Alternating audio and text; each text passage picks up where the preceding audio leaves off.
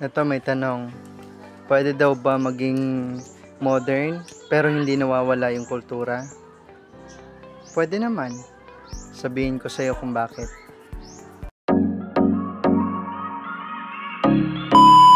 Hi, ako si Joren, isang kabataang Teduray. Mahilig akong mag-social media, sumasayaw sa TikTok, at kung minsan nagpapa-music ng mga banyagang musika. Pero hindi ibig sabihin nun is nakalimutan ko na yung kultura namin.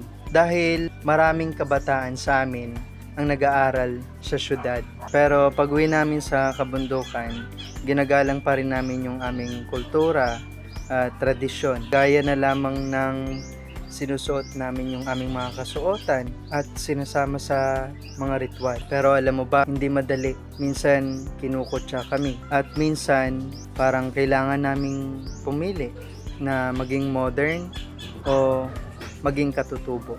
Kung ikaw ay katutubo, Teduray man o iba pa, huwag kang matakot magsalita, magpakita, magmalaki. Pwede tayong umusad habang bitbit natin ang ugat natin. Kaya naman, tag mo na yung katutubong proud sa identity nila. Let's show the world na hindi na pwedeng either or, pwede tayong parehong proud and progressive.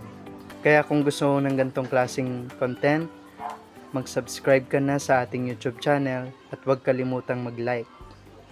Bye-bye!